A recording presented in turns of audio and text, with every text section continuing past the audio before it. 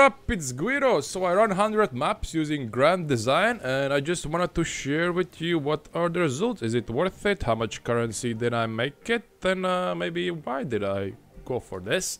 If you're just interested in the number, I made 4.3 divines profit per hour, probably more, but let's get into detail a little bit later. But first of all, why did I went with Grand Design? So first of all, I have a half like hybrid magic find character. My magic find character has 37 increased item quantity, and if I have my flask up, then I also get 200 increased item rarity. Without flask, that's 60 less. So I had this magic find character, and I thought, well, if I'm getting more loot, maybe I should get also more monsters. So what the better way? Actually, there are better ways, but you know, why not to try out Grand Design, which increases pack size, which is more monsters.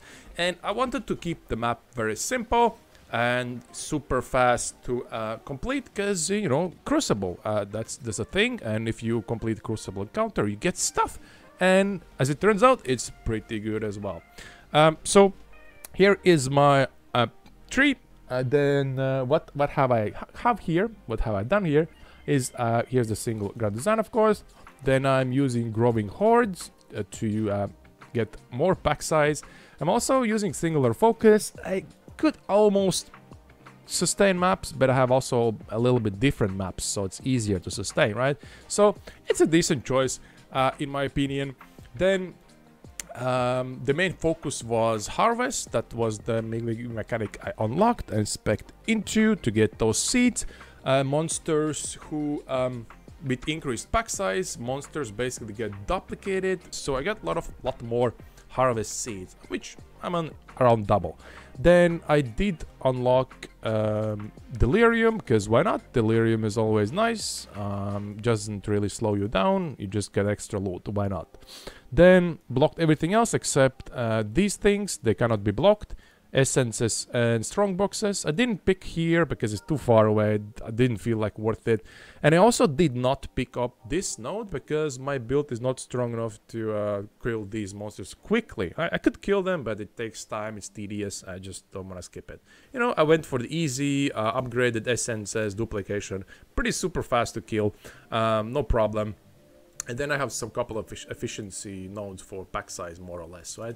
This is something useful, but this is completely useless, but you know, very few points for 1% pack size. And also choose Eater of the Worlds, because it's closer to what I was doing there.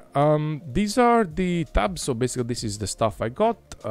Put it in separate tabs. Here are some goodie cards. If I go back to, you can pause and check if you're interested more. If I go back into the spreadsheet, or into the spreadsheet, or maybe let's start with this part. So this is the, again, the total divine profit, chaos profit. These are the most important or most valuable things I got out of this. Then this is the breakdown between different types of stuff you can sell. And if I go back to the spreadsheet, let's talk about profit per hour, expenses, profits, and such. So 100 maps, I spent 9 hours in those maps, and I have included in those 9 hours 30 minutes of rolling sextants, which included or consisted of me putting these 3 sextants in, and then using the compasses to put them in my stash. Here I have some couple of leftovers. I put a bunch of them in here, and when I run the maps, I just applied them, those ones that were useful. The expensive ones that I didn't want, I have put here in this sextant tab. I hope eventually I will sell them, but this is a really good return there. This is about 150 sextants worth of compasses, and there are some leftovers from previous ones, but you know, I do think they pay off if you're willing and to sell them back into the market. Then if you calculate the maps per hour, so I did like around 10 maps per hour, around 5-6 minutes per map. Then this is the chaos return, and these are the expenses that I calculated. Although sextants do pay back for sextants, I don't think they pay back for the compasses. So I spent around 120 compasses to roll over some stuff to get my sextants. I did buy chisels while I walled all my maps, included in that. I included scourings, 150 because I re-rolled a couple of maps, and these are the scarab costs. You can easily get them from half a chaos for one. I've had 400, so this is 200. I did not include alchemy orbs, super cheap. And one note is that I had a very strict filter on for divination cards for around 30 maps, but I don't think that makes that big of a difference. Basically, I was hiding like one chaos divination cards, right? And I had 17 deaths during all of this, so pretty decent. 2 of those deaths were for mapping, all the other ones for some kind of bosses. Mostly the or just Crucible bosses, basically. That's where I died. So if we calculate all of that, then it's 3.19 Divine's profit per hour. And now comes the fun part, the Crucible. First of all, I did get quite a lot of these Ingeus Geode stuffs, and I also got one crystallized, and these are pretty good. This is pretty good profit, as you can see here. I have 540 or 240, and this is not even lucky. I don't think this is even lucky to get one of those. If you were to Crucible up to 100%, you would get way more. My build was not that strong to Crucible up to 100. I usually try to stop over 90. When I hit 90, I try to stop around, so it was a 90, 94. And I got one. I think that's reasonable. This is the, I think this is gonna be the interesting part right here, because this is my calculation for profit for just selling bows, crucibled bows. That's about it. And as you can see, that's pretty decent amount of currency. And how did I calculate this? So here I have leftover tabs with which these are the bows I sold for 70 chaos.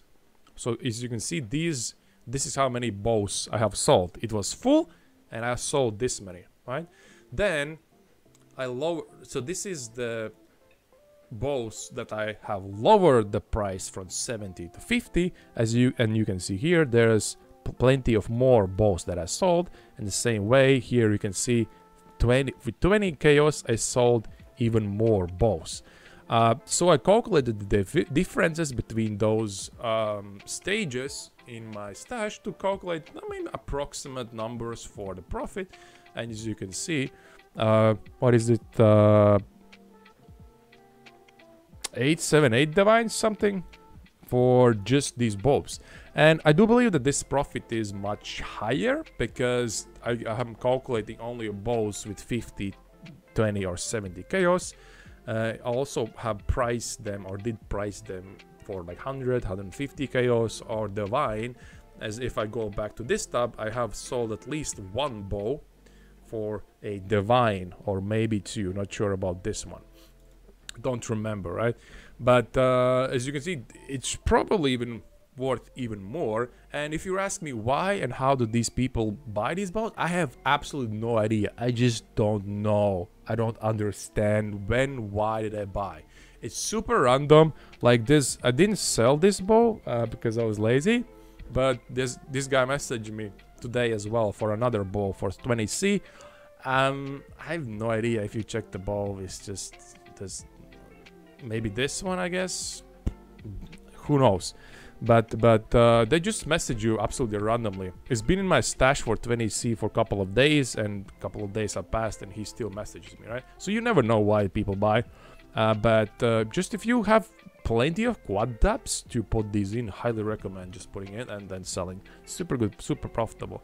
And in total, if we sum it up together, it's 4.36, right? So 30% more profit because of the bows and geodes, right? And some other stats here. Then with Life Force or Harvest, how worth was it? So from the 40 divines, around 4 or 5 were from Life Force, right? So 10-15% profit from Life Force, pretty good.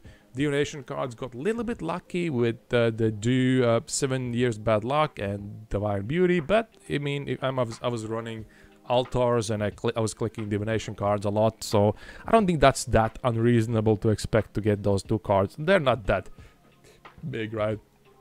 Then misspelled essences. Those were actually kind of smaller than I thought. 500 chaos, but you know, I mean, what do you expect? I didn't pick the big node as well, right? So scarabs, and for unique items, let's check the unique item tab. So this is the cheap stuff that I tried to price. It was kind of whatever, but the application or this thing priced the gloves, I think, for like 20. These comes spirit for 20 chaos, but if I check price for this one's actually much better. 60, 80, maybe 90 chaos. As you can see, the rolls are almost perfect, so I could sell these for more. Then I have this belt, kind of very interesting, not 100% sure, but as you can see, it's 150 chaos. If I roll it even higher for 32, then it's like 150 chaos. I mean, it might sell. Sounds pretty good. You can sell it at 50, 100, right? That is not included in the pricing. And then we have these glows as well. As you can see, 1.5 divines. If I roll up to the 86 number, that's already 4 divines. Haven't checked it, but you know, at least it costs at least a divine, right? So these are not included in the profit. And if I go back here, then the last thing I kind of wanted to mention is the Eldritch Icars. Not sure how to pronounce that, but with what I did, I got 200 of lesser, 150 greater, and 40 grand. Right, with the current pricing, I made 360 chaos from those, but I was thinking that this strategy might be actually really good at the league start, because people are want to buy these a lot. They buy them fast, and they are considerably more expensive, right? So if we assume that they are around 1 chaos, which is how much they are at league start, then instead of 49, I will make 196 chaos. If I check for the greater Eldritch, they at the league start, I checked, there was like 1.5 something chaos. You know, I would make way more as well, but you know, I would lose a little bit on grand, which in result will make me more chaos. But you know, you can also not sell the grand ones, right? Keep them for later, and this will be pretty good, right? And the reason why I dropped a lot is because, you know, just the altars, I got like big pack sizes, so I got high chances of getting altars. When I get altars, there's a lot of influence monsters that drop this stuff, and to be honest, I also skipped a bunch of lesser Icor altars because they're so cheap. If this was league start, I will be more motivated to click them, and I probably would get even more than this, right? Sometimes I choose quantity and rarity above this currency, right? So I will get more. So it might actually be pretty good at league start.